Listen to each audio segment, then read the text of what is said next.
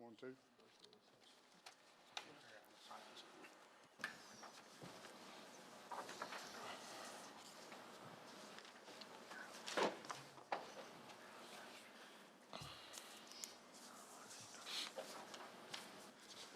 Okay, I show it to be 5:30, so we'll call, we'll start with roll call. James, if you'll call the roll, please, sir. Chairman Donnie Llewellyn. Here. Member T.J. Curtis. Here. Member John King. Here. Member Lonnie Leslie. Here. Member Jamie Martinez. Here. And Member Stephen Verdell.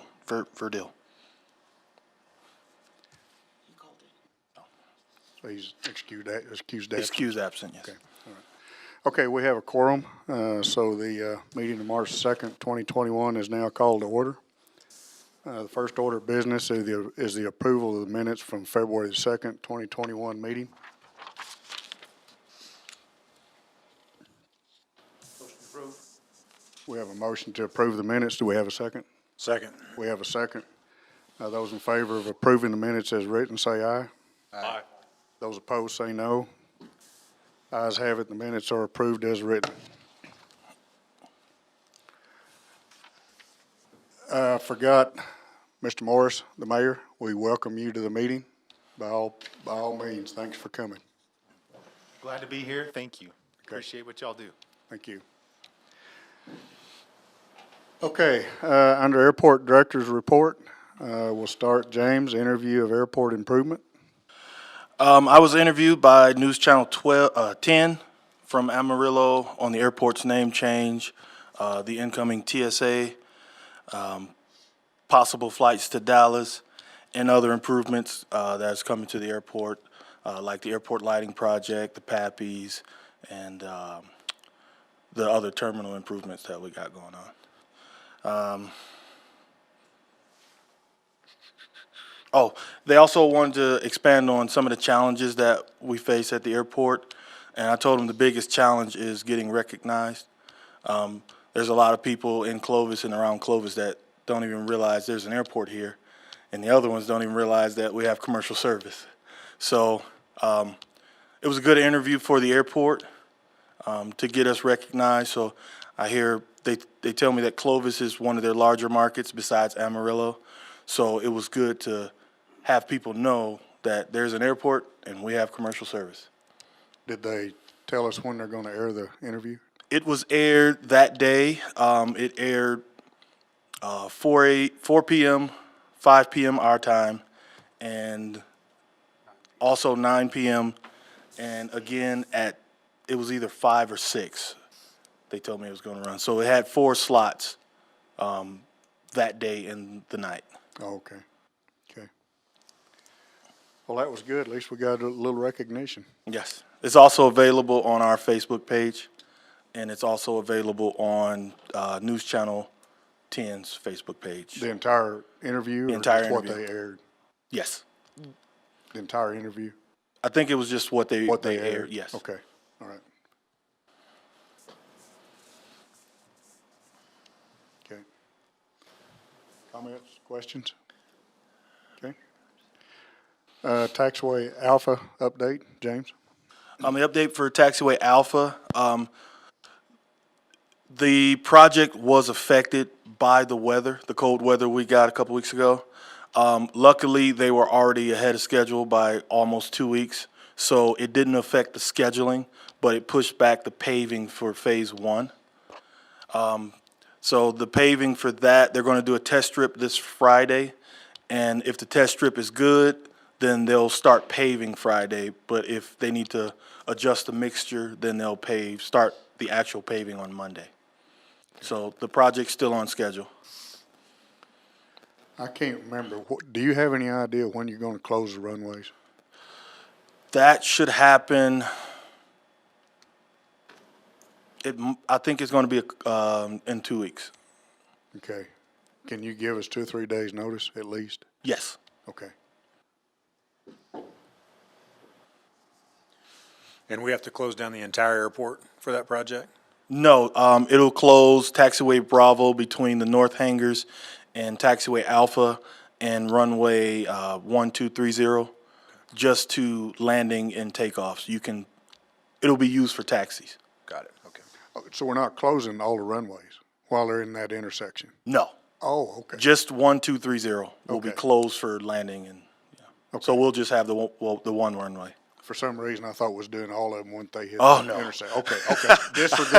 Disregard that request then. Okay. Okay. Yeah. Is there a NOTAM required even for that closure? Yes, He'll have to do it. we'll have NOTAMs and lighted X's out on the runway. I will also send out the construction update like I did before the project started to all the tenants and the board members. Because I don't think I added you guys last time, but I'll make sure I add you. Okay. That way everybody's in the know. Great, thank you. This is off subject just a little bit, but he brought something to my attention. Can you research or do you know, can we put NOTAMs on our AWAS? I've been told that we can't, but yet other airports are doing it. We can, but it's an FAA system, so we would have to do it through them, and they would have to come out or call in and put it on there. I'm not sure if they're able to with the system that we have, but I can call and find out. If we can do that, that would be helpful. It would, Because yes. we've had several instances where we closed runways and people didn't check the NOTAMs and they tried to land on it, so, Yes, sir. okay, I will get in touch with the FAA, and I'll find out if we can add that to it. okay, okay. Thank you. Okay, the ARF station update, James? Okay. The ARF station sustained a water pipe burst during the cold weather. The water leak was in the roof where it was no insulation, so it froze over and burst. We had significant water loss, and the station pretty much flooded out. Those repairs were repaired maybe 3 or 4 days after. And there was no damage to the ARF vehicles or any of the firefighting equipment, just to furnishings and desk, and there was a little kitchenette that they had to pull out to get to one of the leaks. We did have to shut off a portion of water to portions of the airport. Some we didn't know was getting shut off, but we dealt with that as it came.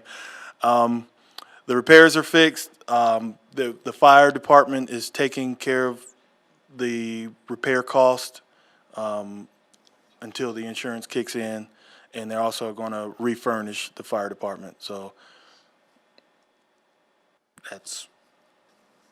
there was no damage. Okay. Besides that, I had something else to say, but I forgot. So Confirm, this was the old fire station. yes, the old fire station. Okay.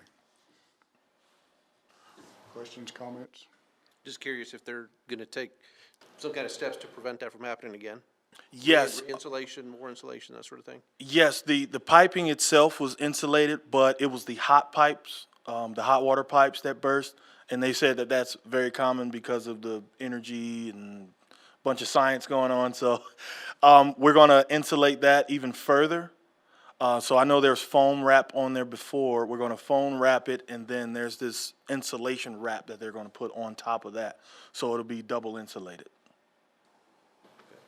And other areas for the airport that had damage? Pipes? We had no other frozen pipes besides the big pipe leading from the pump house, from the lower, what is that?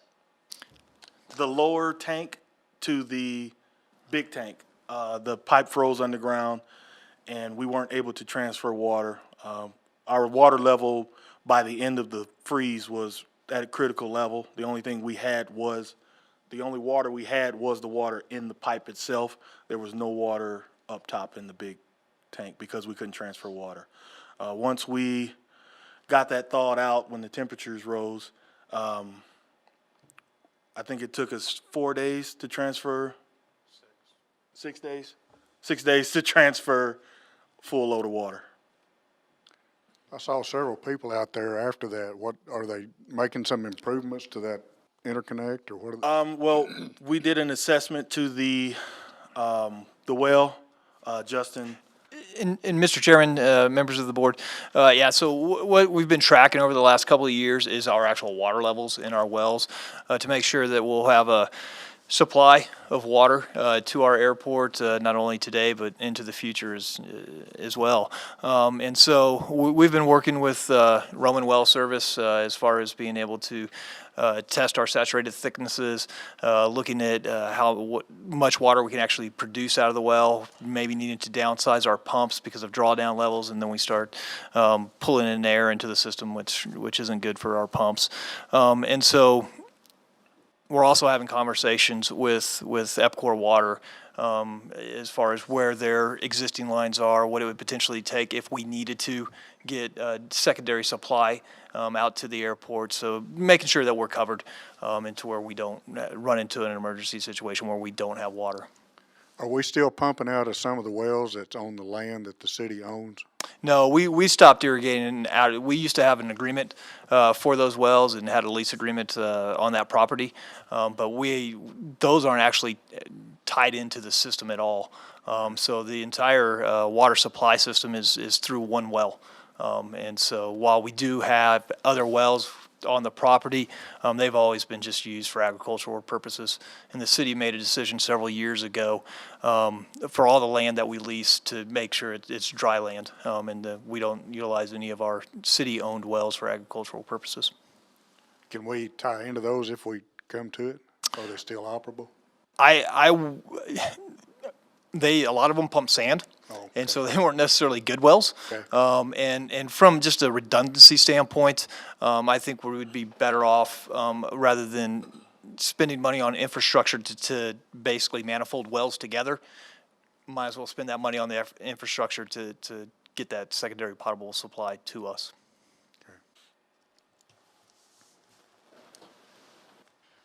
Any other questions, comments? T-hanger ramp parking lot lighting update, James. They started with the lighting today.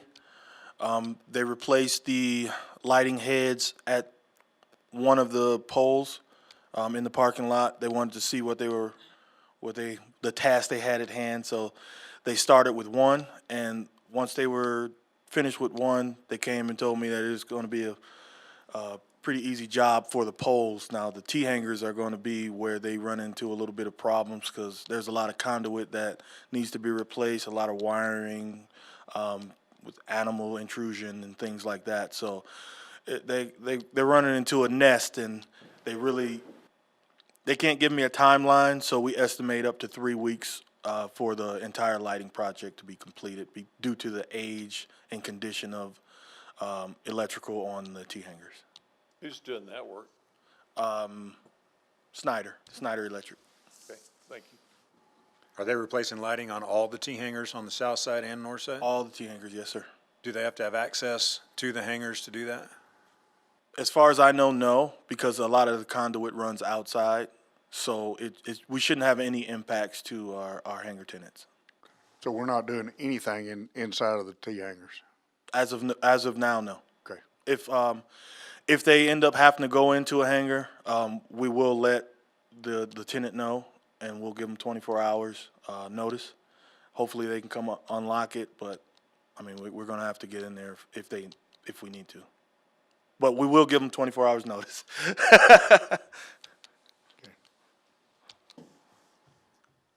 Comments? Okay, the PAPI on 1230 installation, James? The PAPI lighting, it's still in design. Mosen Corbin got their task order today, so they're going to complete design. It looks like their expected completion is May. And that's for the design and construction, or is that just for the design and then going out to bid? That's design and ready for bid May.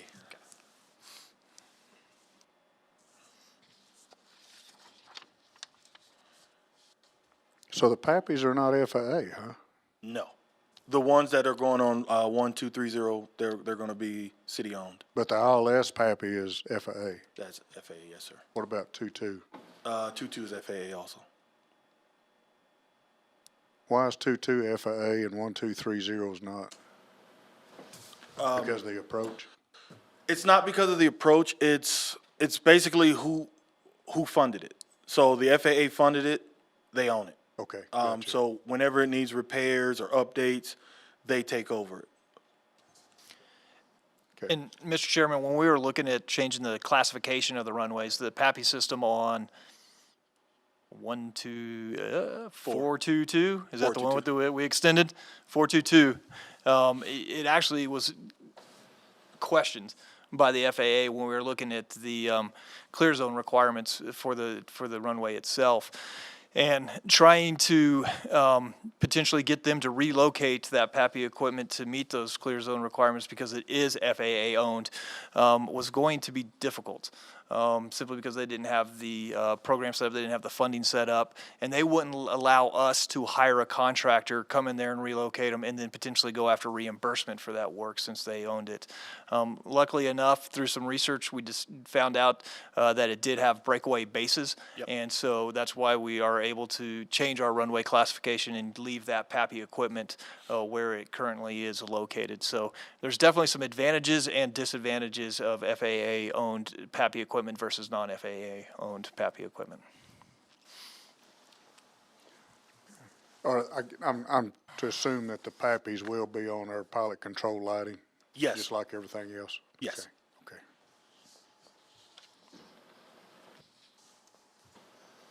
Okay. Self-service fuel update, James?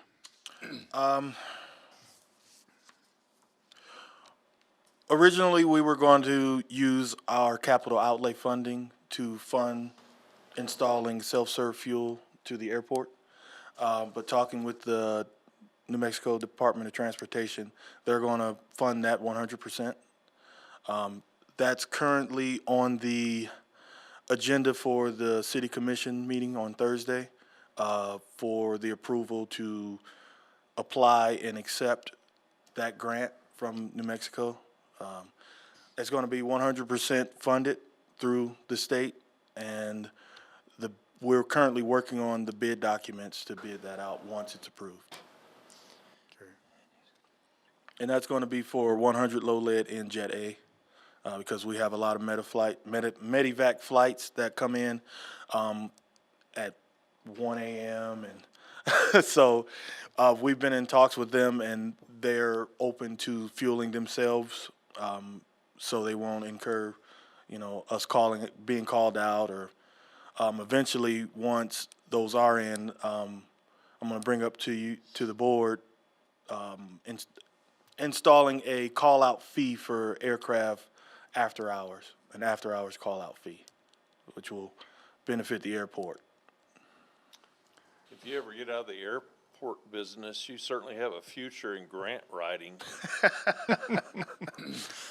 Well, Good job on that. Thank you. Thank you. and Mr. Chairman, I'd ask James, why don't you expand on that scope of work of the self-service? Because the last time we were speaking of it with the board themselves was we were going to build a whole new fuel farm. So why don't you expand on what that scope of work is going to look like? Okay. If you don't mind. When I got here, they told me that the plan was to build a whole new fuel farm. So I said, well, what's wrong with the fuel farm we have? They said, well, it's not in code. Well, who said that? Well, it came from the state. So I found out that they were saying that our piping was wrong for the fuel farm, for the distribution and just the distribution. So when I got with 4K Environmental, I had them do an assessment and give us a quote on repairing and getting the fuel farm up to code. After his assessment, he determined that the piping was not incorrect, and the only thing that needed to be repaired was the containment basin. It has this liner that goes around it. That was out of code, and that was the only thing that was out of code.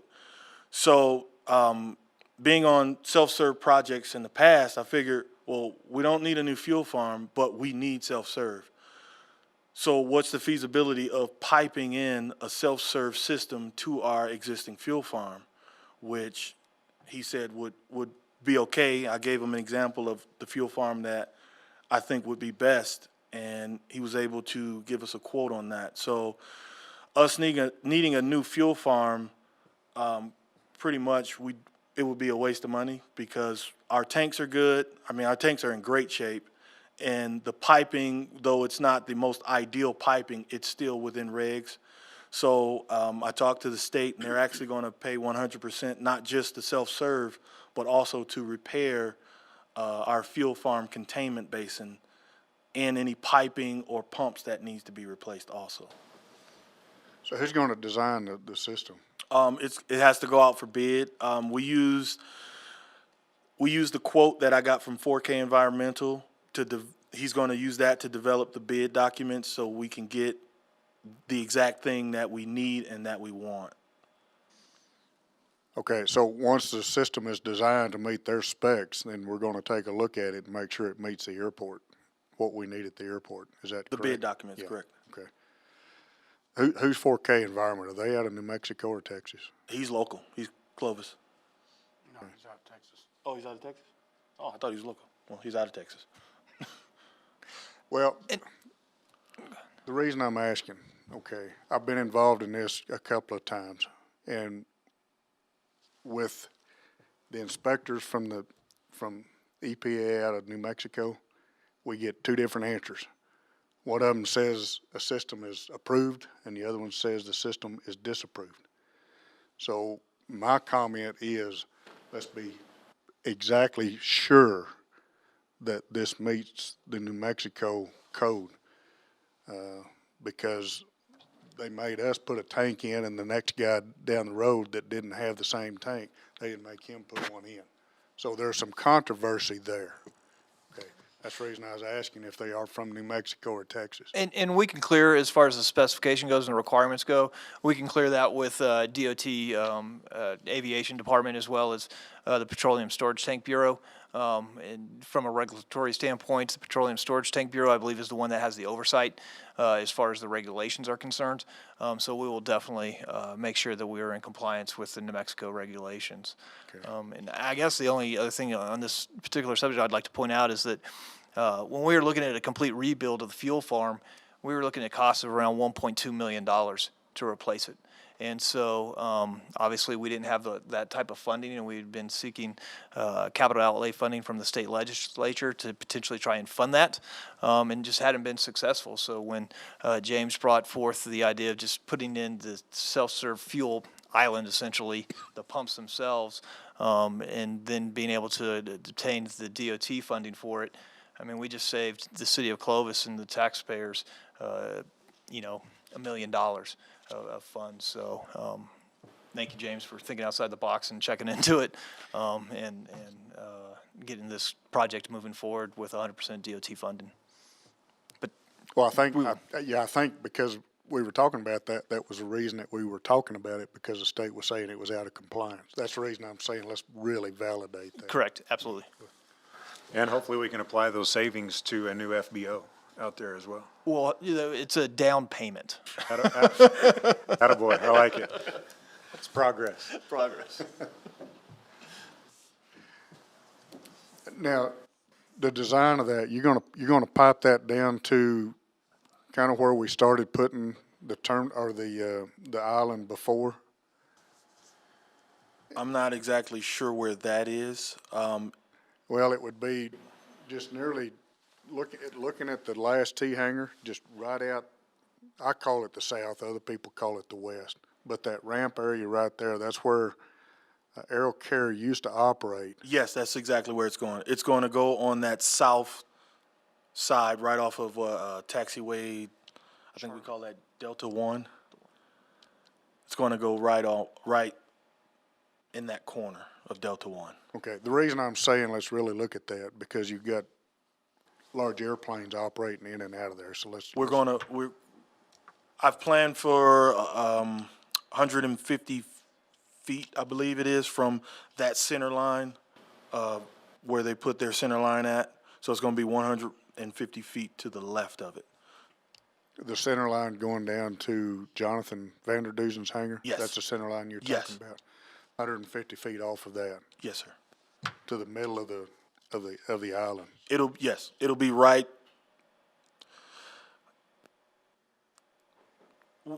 The way we measured it is it ensures that if you pull up in a Cessna citation, your tail will be able to clear the movement area. So Taxiway Alpha will remain open Okay, while you can fuel your aircraft. Okay, okay. And what we can do is, James, if we can get an aerial photograph and just mark it, and Okay. then send that out to the board so that they know what you're actually talking about, because, A, I don't know. But, and so, from a visual standpoint, so they can visualize what you're referring to. So the design of it is, it's basically, it's on a skid, so we can move it. The only design aspect of the actual construction is the underground piping for that system. So we're going, I believe it's 500 feet from the fuel farm to the self-serve system location, and that'll be piped underground. So Blue Sky had a self-serve pump for avgas on the side of their building. Yes. Is this right catty-cornered to that, No, it's far away from that. back to the west? Back to we'll go southeast. Okay, southeast. Is it next to the Hoffman hangar? Out there, the last orange hangar out on the end? Yeah. Lee can expand. Yeah, he doesn't know where the Hoffman hangar is yet. Okay. You're dating yourself. So, The fuel line that we're talking about putting in is gonna be directly across from where Aero Carrier used to park their helicopter, where that electrical and that water is Right. at. It's gonna be straight south of that, pretty much straight across that taxiway. Okay, are you gonna continue to maintain that 100 low lead pump right there? No, sir, it's out of compliance. Yeah. Because it has to be 50 feet away from the building. Okay. So it's out of compliance because of that. And then it's also outdated. Okay. So that's eventually we will tear that out of there. Lee, while you talk really loud, please make sure you're using the mic from the viewing audience standpoint. All right. so does the city own that, or is that belong to Jerry Monk and them? That I don't know. Now, you're talking about the old self-service. Correct. Now, I don't know if whenever the city bought the FBO, if that was part of it, because the plumbing goes from the tanks, the existing tanks, to that. I agree, So- but it's attached to that building. Yeah, Well, the shed the is, shed is, but the pump is not. okay. So we gotta pull that line. Yeah, and if we owned that, it would definitely be getting abandoned. Yeah. Either way, so we'll be disconnecting that, and so how we abandon it is and like I said, we'd need to find out whether or not we actually own that or not. I can see a problem if we don't know for a fact. Yeah, and I'll have to go back and look at the purchase agreement of what was included in that. Okay, We just don't want to end up in a dispute. Absolutely, 100% agree. Yeah. And they don't have, I don't think that they have the right to utilize that self-serve pump anyways. But we'll definitely double check it. yeah. Absolutely. So I think what we're asking, let's be sure that we get apprised of a picture, diagrams, and all of that where we're putting it before we arbitrarily start moving it. Because we moved that fuel farm or that self-serve 3 or 4 times in discussions over the last few years. So, Okay. Did you say that was gonna be portable? It's on a skid, so let's say we do end up building a new fuel farm, we can unhook the hoses, pick that thing up, and move it with a forklift. just have to move the piping, Yes, underground piping. yes. Okay. It's a fully contained system of both Jet A and 100 low lead. So it's on a big skid, and you get a 10K forklift with long forks. You can slide it up, pick it up, and take it to the next location. And that's where the card reader and everything is attached to that Yes, unit? sir. It's all on one skid. Okay. I purposely wanted to design it that way, just in case we end up doing a new fuel farm. Another reason for not doing the fuel farm is, the thinking was that area was prime location, but nobody was thinking about the septic tanks that's right outside that fuel farm. So to build a hangar there, it would be a really tiny hangar. So it's more cost effective to leave what we have, fix what we have, and pipe right into it. Okay.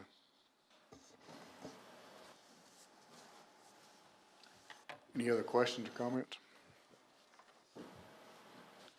Okay, the airport fencing update. For the fencing project, it's still in design. We had a few changes on where fencings are going to go and gates are going to go, but it's still in design, and then it has to be approved by the FAA, and then it comes down and we all look at it. But right now, it's still being designed. What kind of fence is it, James? What is it? It's going to be a security fence for some areas and a wildlife fence for some areas. I'm leaning more towards security fence all around. That way we cover all our bases because security fences are also wildlife fences, but wildlife fences are just wildlife fences. So I'm pushing more for the security fence all around, but in areas where the public can see, I'm kind of shying. I want to bring it back towards the airfield. That way the airport looks more open and inviting, because I think putting a big fence around the whole airport makes it look like that we don't want anybody to come over there. So it's in design, and it has to be approved by the FAA before they'll fund it. So I'm getting some questions on what we're gonna be doing, so keep us apprised of what the situation is, because the word has gotten out somehow, and we've got some tenants that saying, hey, what are you guys fixing to do? So keep us apprised. well, we took a look at those lights that we got, and it's gonna look different by a couple weeks. Those lights are bright. I was talking about the fencing. I know, but Okay, okay. it all goes into the same, because you got the fence, which deters crime, and then you got the lights, which further deters crime. So that's back in my police days. I'm sorry. Okay, New Mexico DOT grant for tractor. Yes, so not sure if you know, we have a John Deere that's 1976. Still works great, but it's outdated and it's rough on the guys who use it. So I talked with Anthony at New Mexico Department of Transportation about our needs for a new tractor, for a more comfortable ride, new cutter head that will cut better, because we get some rough stuff out in those fields. And they offered a grant of 100% fully funded for a John Deere tractor, a 5090E. So we went down there and we checked it out. We did find that tractor is kind of small for what we have out there at the airport. The tires are smaller, which will make the ride a little rougher, and it won't have as much horsepower. So I asked them is there any way, we can ask for more for a bigger tractor. And when they did a tractor for another airport, a smaller size airport, and they determined that the smaller tractor would be best for them. So using the funds that we were going to use for the fuel farm that we have in an account, there's a difference of about $16,000 for the bigger tractor that I would like to put towards getting a bigger tractor, because we need the bigger tractor, not the smaller tractor. The bigger tractor, like I said, more horsepower, smoother ride, and we can pull through the rough stuff that we have out there in some of the areas a lot better than we could with the smaller tractor. Which one are you thinking? What was it, the 6010? 6010E. And what's the horsepower on that one? Oh, goodness. Was it 95 or was it 105? One of them was 95 and one of them was 105, I remember. What it was? I remember it was a 10 horsepower difference. But the problem we run into with the older tractors is when they get bogged down in some areas, especially there's a lot of hilly areas in the fields, and they get bogged down because of all the hard grass. What'd you call that stuff? The hard stuff? Native, I don't know what the clumps are. Whatever it's called. I can help you with Oh, that. yeah, that's So the 10 extra horsepower, we feel will be better for the airport. And you're going to use the existing shredder that you have? No. That also comes, they're also gonna pay for, a bucket and a new cutter deck for it. It's, I do not remember the size. What size was that, 15? 15-foot. 15-foot cutter deck. And a bucket and forks, because at the airport, we don't have a forklift and we need one. So it's gonna be equipped with, the arms for the bucket and the forks. And I'm assuming that's a folding shredder. Yes, it's Batwing.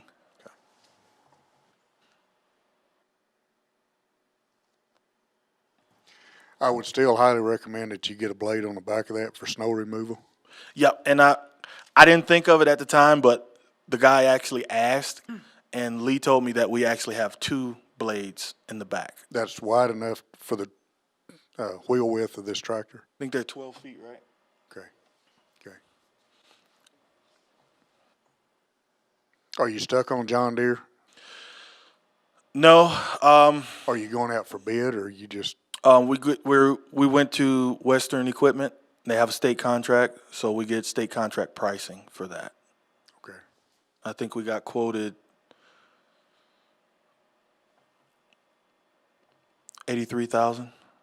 That's how much the grant's for. No, it was 82,569, I believe. And the grant is going to be for 83.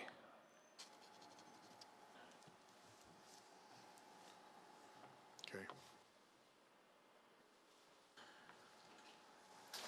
And are there any other brands that are available? And the only reason that I ask is, you know, you're talking to agricultural people, and we operate Kubota tractors, we operate John Deere tractors, and we find that for the purpose of shredding and doing those things, that Kubotas are very simple to operate and comfortable as well, and they're at a significantly cheaper price point than John Deere. We like John Deere's. I'm not trying to beat them up, but if we're looking at the dollars and cents of it, it may make sense to go out and look at options. Okay, yeah, we're not partial to John Deere. Honestly, I prefer a different brand, but Western Equipment's right there. Shipping's easy. They can bring the tractor right to us. So that's what we looked at when we looked at bigger tractors, because the next dealer for state pricing is in Albuquerque, or we can go to Amarillo and use the Texas state deals. But You got a tractor dealer as a tenant on the airport. we get the state contract pricing. That's the deciding factor. It's location and the state contract pricing, because with that John Deere, we can drive it right onto the airport. But if we go to Amarillo, now we have to pay shipping, and then so it was the ease of getting the tractor to the airport and the state contract pricing. Because if we didn't go with state contract pricing, then we have to bid it out, and then we wouldn't get that price. So we're actually getting a $130,000 tractor for $83,000, plus implements and all. Okay. I don't know, was that secret information I'm not supposed to share with the public or something? No, absolutely not. Statewide price agreements, and Okay. Mr. King can attest to it for being with the school district. They're pre-negotiated prices that they have because of volume sales, and so there's definitely advantageous, as well as from the speed of being able to purchase things. It speeds up the process as well. So, and Mr. Leslie could attest to it as well. So. It's amazing how much better deal the state gets because of volume. Okay. I always wanted to buy one of those Suburbans for what the school gets for them. Okay. Questions, comments? That's all the agenda. The only thing that I want to bring up before we close is on the minutes that we had last meeting, we had tabled the fact on the airport logo. So because that was tabled, James, won't you, and the board members probably know what happened, but go ahead and expand to the board members what happened so that we don't have to untable that.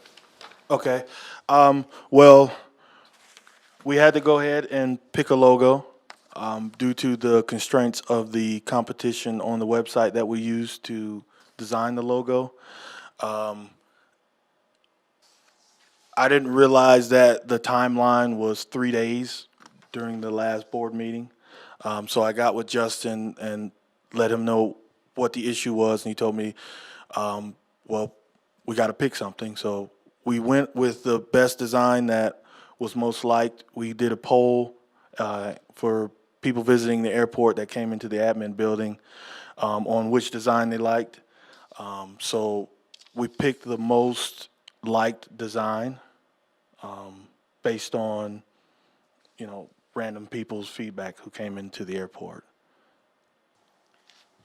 And is that the design that's on the letterhead, James? Yes, sir. That's the new airport logo.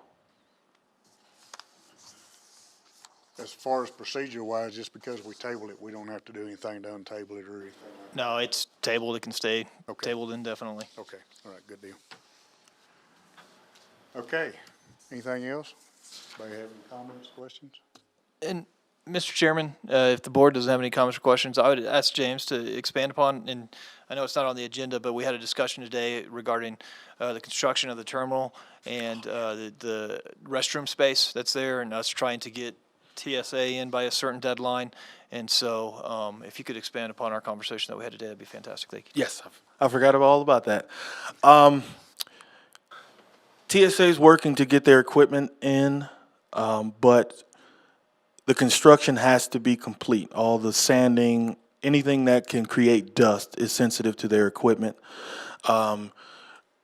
They've scheduled a install date of March 22nd, but due to the restroom situation in the terminal, the construction company wasn't able to put the wall in because we always had to keep that bathroom open, at least one bathroom in the terminal open. So I got with them and found out what they needed to complete the project by the 22nd of March. They told me they need the bathrooms. They need to be able to shut those bathrooms down. So we determined that the best course of action would be to get porta-johns for the outside of the terminal. We also have bathrooms in the admin building and also the FBO for anybody who doesn't want to use a porta-john. But that will allow us to finish the project in time so our TSA opening is on time. Delaying that would delay TSA being able to put their equipment in, which will ultimately delay the opening of the TSA screening checkpoint, which we all know would push a lot of other things back. So porta-johns are going to be installed tomorrow afternoon. For the most part, the bathrooms won't be closed probably until next Monday, but we wanted to get them out there just in case they have to do work to close them down for an hour or two while they work back to install that wall. So, we had to make that decision to put the porta-johns in. How long do you expect the bathroom to be closed? 2 weeks. And Mr. Chairman, we did visit with Denver Air, the carrier service, and they understand. Yes. And were amicable to us having to take these measures to get TSA still on schedule. What's the distance from the terminal to the admin restrooms? Approximately. 200 feet. He's my subject matter expert. Just curious. Okay. And it's about the same to the FBO. So that'll be open to passengers and aircrew and employees. They've had to put up worse Yeah. the last few years, so. And if you're in a major airport, you've probably walked farther than 200 feet to get to a restroom. Promise you. Yeah. We also we having a handicap porta-john installed to remain ADA compliant. When will the portable be installed? They'll dropping them off tomorrow afternoon. So the bathrooms will be open for the morning flight tomorrow. as you come into the terminal or as you go out to the airplane? Oh, there'll be, towards the parking lot. Okay. So outside. Outside, yeah. Yeah. I didn't make my question clear that, aren't you gonna install a portable building? The modular, Oh, the modular? yes. Yes, the modular, they'll have the pillars poured, a week from Monday? Monday, Monday, be ready to set. yeah. We'll be ready to set a week from Monday. But then we have to get on the movers schedule, and so we've got to reach out to Joe Bennett to see what his schedule looks like to get it moved. Is this the building that they got from the school? Yes. And moving it behind the FBO, is that still a plan or is something? No, it'll be, next to the terminal behind the lighting vault. Okay. Right next to the, airport beacon. And Mr. Chairman, this is for TSA. Okay. And so this is, they have to have a separate break room and training room that has to be outside of their terminal offices. And so this was our fix to getting them and meeting that requirement in order to get them into our terminal. They need a break from the general public and vice versa? Exactly, yes, I guess. It's been a learning experience bringing TSA in. I imagine. And it's been a learning experience from TSA does not talk to TSA from a security standpoint, and data lines and comm cables and. Wow. James, do you have anything else?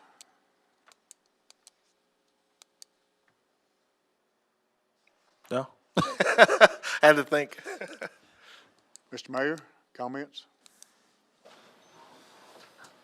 Thanks, Mr. Chairman.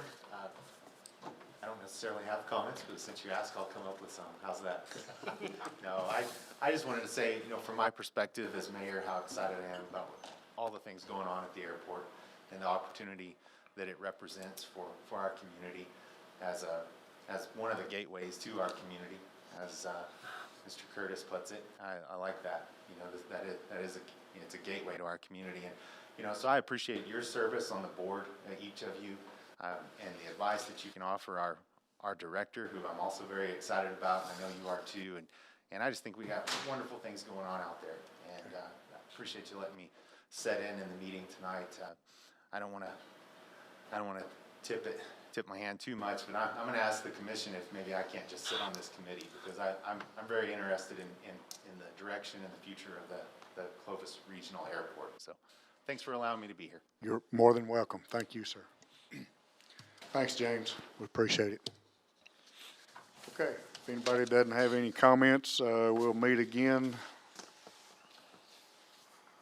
April the 6th. Same place, same time, I guess. Okay, meeting's adjourned. Thanks, everybody.